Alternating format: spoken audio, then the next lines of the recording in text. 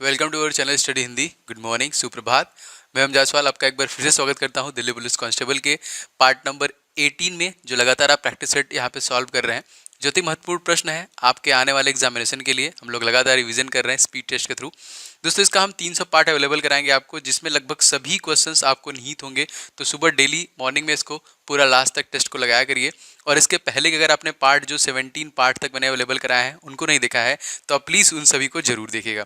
दोस्तों, इस वीडियो में हम लोगों ने सभी सब्जेक्ट जैसे science, geography, history, polity, current affairs, सभी क्वेश्चन के टॉपिक को, मिक्स क्वेश्चन को इस वीडियो के अंदर हमने लिया है कि प्रैक्टिस सेट के थ्रू हम लोग इसमें सॉल्व करने वाले हैं। तो ये सारे क्वेश्चंस आपके एग्जामिनेशन के लिए बहुत ज़्यादा इंपॉर्टेंट है, तो शुरू से लेकर आखिरी तक बहुत ही ध्यान के साथ इस सभी क्वेश्चंस को देखिएगा। और दोस्तों, आप सभी क्वेश्चन के आंसर आप कमेंट बॉक्स में जरूर दीजिएगा और लास्ट मुझे बताइएगा कि आपने कितने क्वेश्चन सही किए। तो चलिए स्टार्ट करते हैं बिना किसी देरी के। तो दोस्तों, प्रत्येक क्वेश्चन के भीतर मैं आपको 5 सेकंड का समय दूंगा आंसर करने के लिए। तो पहला प्रश्न दोस्तों आपके सामने है, एस्कीमो के बर्फ का मैदान क्या कहलाता है? ये क्वेश्चन बहुत बार एग्जामिनेशन में आया है आपके। जी बिल्कुल सही, एस्कीमो के जो बर्फ का मैदान होता है उसे हम कहते हैं इग्लू। ऑप्शन नंबर इस क्वेश्चन में ए से हो जाएगा। इस क्वेश्चन को याद रखिएगा। दूसरा क्वेश्चन देखते हैं, नीलगिरी पर्वत किसका उदाहरण है? किस प्रकार के पर्वत का उदाहरण? नीलगिरी पर्वत बताइए। और सभी प्रश्नों को ध्यान से लगाइए। बिल्कुल से दोस्तों, नीलगिरी जो पर्वत है ये आपका भ्रंतोस जो पर्वत श्रृंखला का उदाहरण है। यहाँ पे ऑप्शन नंबर इस क्वेश्चन में देखिए डी करेक्ट हो जाएगा। तीसरा क्वेश्चन देखिए, अरावली पर्वत किसका उदाहरण है? देखिए, आपको पता है अरावली सबसे प्राचीन पर्वत श्रृंखला है। जी बिल्कुल सही, इस क्वेश्चन में सही आंसर हो जाएगा अवशिष्ट। ऑप्शन नंबर ए से हो जाएगा। दोस्तों, आप लोगों को बताना दोस्तों, जो भारतीय संसद भवन है ये किस पर्वत श्रृंखला के ऊपर बना हुआ है? तो सभी लोग एकदम ईमानदारी से कमेंट करके बताइएगा। सभी लोगों को कमेंट में देखूंगा। अगला क्वेश्चन देखिए, बोर्निया द्वीप किस महासागर में स्थित है? बहुत इजी क्वेश्चन है, ये इंपॉर्टेंट भी है। तो बिल्कुल सही, बोर्निया द्वीप आपका प्रशांत महासागर में स्थित है। ऑप्शन नंबर इस क्वेश्चन में ए करेक्ट हो जाएगा। कहाँ पे? प्रशांत महासागर में। अगला क्वेश्चन दोस्तों, दो ज्वारों के बीच का समयांतराल कितना होता है? इजी क्वेश्चन है। जी बिल्कुल सही, इस क्वेश्चन में सही आंसर हो जाएगा आपका 12 घंटे 26 मिनट का समय अंतराल होता है दो ज्वारों को। दोस्तों, एक क्वेश्चन है थोड़ा कंफ्यूज करता है। आप लोग बताइएगा कि जो ज्वार और भाटा आते हैं क्या वो सन के अट्रैक्शन शक्ति कारण होते हैं कि मून के? ठीक है, चंद्रमा के कि मून के? कमेंट करके बताइएगा आप लोग, बहुत इंपॉर्टेंट प्रश्न है। अगला क्वेश्चन, पृथ्वी पर किसी वस्तु का सर्वाधिक भार कहां पर होता है? सबसे ज्यादा भार कहां पे होता है? जी बिल्कुल सही, सबसे ज्यादा जो भार होता है पृथ्वी पे होता है आपका ध्रुवों पर। इस क्वेश्चन में आपका ऑप्शन नंबर बी करेक्ट हो जाएगा। सातवां क्वेश्चन देखिए, 1 डिग्री अक्षांश के बीच कितनी दूरी होती है? बहुत इंपॉर्टेंट है, बहुत बार ये भी आपके एग्जामिनेशन में पूछा गया है। चलिए आज से याद रखिएगा इसको। 1 डिग्री अक्षांश रेखा में आपका होता है 111 किलोमीटर। ठीक है, याद रखिएगा। अगर आपसे पूछा जाएगा कि 1 डिग्री देशांतर में कितना कितना होता है, तो मैं आपको बता दूंगा, याद रखिएगा। अक्षांश में तो 111 हो गया, लेकिन देशांतर में ये पॉइंट गलत लगा है। ये होगा आपका 11,132 किलोमीटर। ठीक है, ये पॉइंट गलत लगा, ये पॉइंट यहाँ पे नहीं होगा।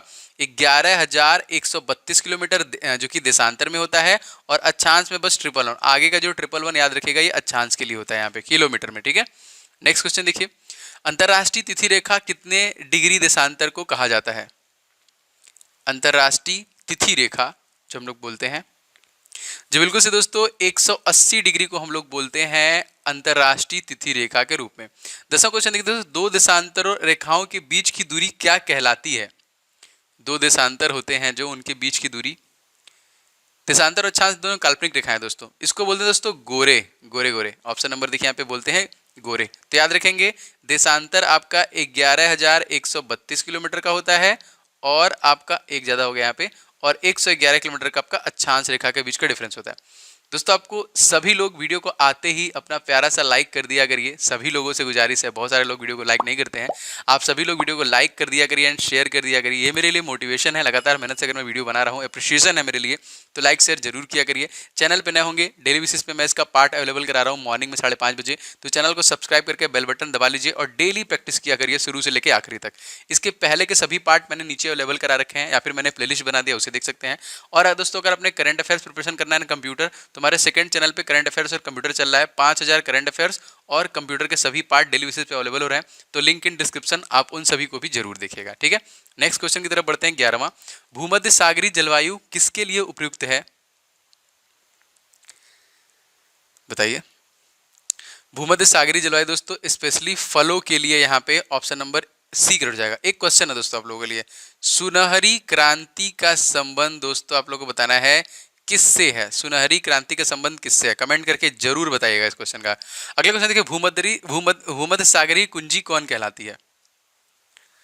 भूमध्य सागरीय कुंजी कौन कहलाती है? जो बिल्कुल सही, जिब्राल्टर जल संधि को दोस्तों हम लोग क्या बोलते हैं? भूमध्य सागरीय कुंजी। कौन सा? जिब्राल्टर। अगला क्वेश्चन देखिए, हीरे की खान सबसे ज्यादा कहां पर है? मोस्ट इंपॉर्टेंट, हीरे की खान सबसे ज्यादा दोस्तों ऑप्शन नंबर ए किम्बरले। कहां पे है दोस्तों? किम्बरले में सबसे ज्यादा है, ऑप्शन नंबर सी देखिए। 14वां क्वेश्चन देखिए, विश्व में सोने की खान कहां पर स्थित है? पूरे हीरा का बता दिया आप लोग, अब सोना का बताइए। सोने की खान कहां पर स्थित है दोस्तों? इन सभी ऑप्शन में Johannesburg is the right answer. ठीक है, जोहान्सबर्ग में आपका है क्या? गोल्ड, और इसमें आपका है डायमंड। इसको याद रखिएगा। ठीक है, दोनों इंपॉर्टेंट है किम्बरले में। अगला क्वेश्चन, सबसे ज्यादा भूकंप किस महासागर में आते हैं? बिल्कुल सही, इसका क्वेश्चन मैंने आपको एक और बताया था। बिल्कुल सही दोस्तों, प्रशांत महासागर को चारों तरफ दोस्तों ज्वालामुखी की पेटी कहते हैं हम, तो सबसे ज्यादा भूकंप जो आता है प्रशांत महासागर में आता है। Most important. अगला क्वेश्चन देखिए, वायुमंडल का सबसे निचला मंडल क्या कहलाता है? वायुमंडल का जो सबसे निचला मंडल है, जिसको जो बोलते हैं हम लोग क्षोभ मंडल, जिसमें हमारी पर्यावरणीय घटनाएं घटती हैं, ऑप्शन नंबर ए क्षोभ मंडल। 17वां क्वेश्चन देखिए, भारत में किस राज्य में चंदन के वृक्ष सर्वाधिक पाए जाते हैं? कौन सा राज्य है भाई जहां पे चंदन के वृक्ष सर्वाधिक पाए जाते हैं? तो बिल्कुल से दोस्तों ऑप्शन नंबर यहाँ पे देखिए हो जाएगा आपका बी देखिए, Karnataka is the right answer. एक क्वेश्चन आता है दोस्तों, आप लोगों ने सुना भी होगा, कोल्हापुरी चप्पल ना, कोल्हापुरी चप्पल को जीआई टैग, जियोग्राफिकल इंडिकेशन दिया गया है। कर्नाटका और एक और स्टेट कौन सा है? दोनों स्टेट के कोल्हापुरी चप्पल को जीआई टैग दिया गया। एक तो आपका कर्नाटका है, सेकंड जो है उसका नाम आपको कमेंट बॉक्स में बताना है, सेकंड कौन है। अगर देखिए सबसे बड़ा प्रायद्वीप कौन सा है? चलिए बताइए, सबसे बड़ा प्रायद्वीप कौन सा है? सबसे बड़ा प्रायद्वीप दोस्तों है आपका अरब प्रायद्वीप। ऑप्शन नंबर इस क्वेश्चन में सही हो जाएगा, अरब प्रायद्वीप। 19वां क्वेश्चन देखिए, संसार में दिन और रात कब बराबर होते हैं? इक्वल कब होते हैं? दिन और रात। अरे बाप रे बाप, ये तो सारे ऑप्शन सेम है। सही आंसर हो जाएगा यहाँ पे, अरे नहीं नहीं, सारे ऑप्शन सेम नहीं है, थोड़ा बहुत अलग अलग है। ऑप्शन नंबर इस क्वेश्चन में हो जाएगा बी, 23 सितंबर और 21 मार्च। मुझे लगा सब समान है, सितंबर मार्च लिखा है। 23 सितंबर और 21 मार्च को। और सूर्य से पृथ्वी सबसे नजदीक कब होती है? तो 3 जनवरी को होती है। सबसे दूर कब होती है? तो 4 जुलाई को होती है। ठीक है, ये भी याद रखिएगा, बहुत बार आता है ये क्वेश्चन। अगला क्वेश्चन देखिए, तो भारत का पहला राष्ट्रीय उद्यान कौन सा है? पहला राष्ट्रीय उद्यान कौन सा है? सबसे पहला दोस्तों राष्ट्रीय उद्यान है, मोदी जी ने भी इसको फेमस कर दिया है। देखिए, जिम कार्बेट राष्ट्रीय उद्यान। तो किस भारतीय स्टेट में है आपका जिम कार्बेट? ठीक है, बताइएगा। देवभूमि के नाम से भी जानते हैं उसको हम लोग। भारतीय वन्य प्राणी संस्थान कहाँ पे स्थित है? भारतीय वन्य प्राणी संस्थान कहाँ पर स्थित है? दोस्तों बिल्कुल सही, ये आपका देहरादून में है। ऑप्शन नंबर इस क्वेश्चन में सही हो जाएगा, देहरादून।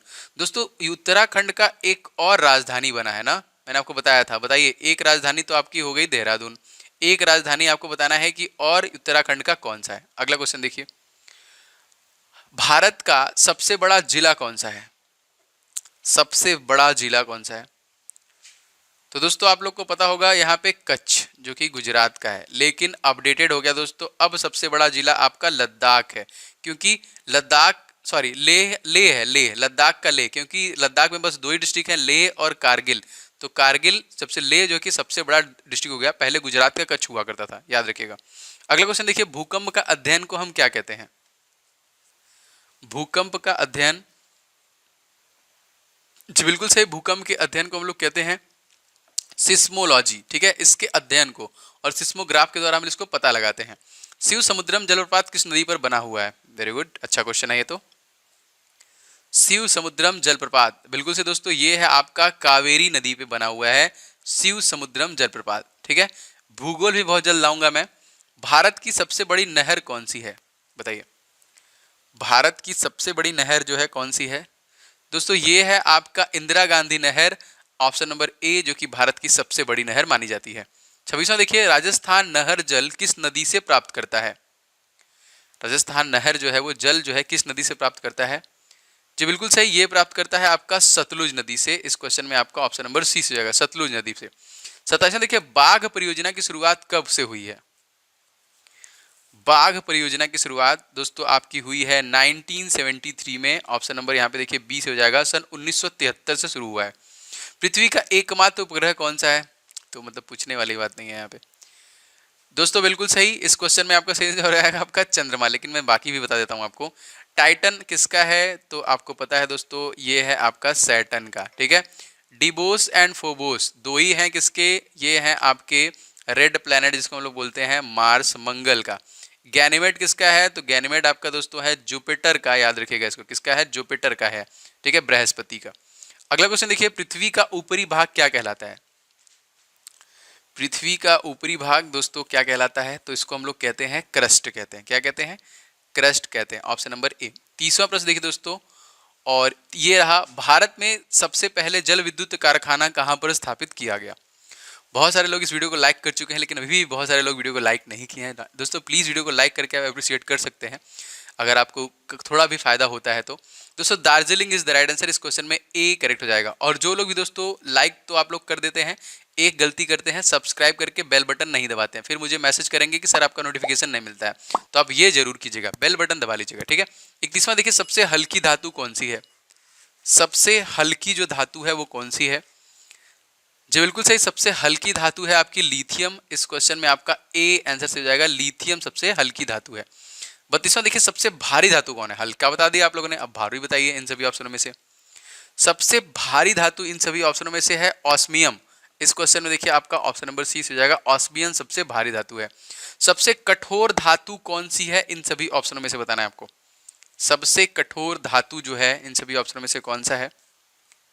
जी बिल्कुल सही, यहाँ पे हीरा भी हमारे ऑप्शन में है। ऑप्शन नंबर डी होगा यहाँ पे, सबसे कठोर धातु कौन सा है? तो ऑप्शन नंबर डी हीरा। सबसे कठोर पदार्थ कौन सा है? ये भी अगर आपसे पूछा जाएगा तो। अच्छा यहाँ पे देखिए थोड़ा सा कंफ्यूजन हो गया, चलिए कंफ्यूजन दूर करते हैं। सही आंसर हो जाएगा दोस्तों यहाँ पे हीरा हो जाएगा।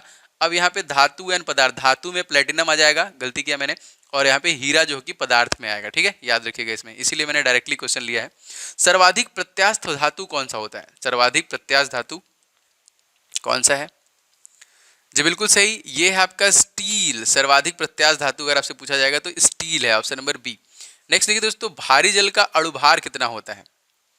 D2O, ड्यूटेरियम ऑक्साइड जिसको हम लोग बोलते हैं भारी जल, ओडिशा में सबसे ज्यादा मात्रा में इसका उत्पादन होता है। तो इसका अणुभार दोस्तों होता है आपका 20, ऑप्शन नंबर ए। और फॉर्मूला क्या है इसका? Deuterium oxide D2O। 36वां क्वेश्चन देखिए, दिल्ली उच्च न्यायालय की स्थापना कब हुई? मोस्ट इंपॉर्टेंट, दिल्ली उच्च न्यायालय की स्थापना कब हुई? दोस्तों ये उच्च न्यायालय की स्थापना हुई थी 1966 में। ऑप्शन नंबर डी देखिए, सन 1966 में इसकी स्थापना की गई। 38वां देखिए, पटना उच्चतम न्यायालय की स्थापना कब हुई? ये भी बता दीजिए फटाफट।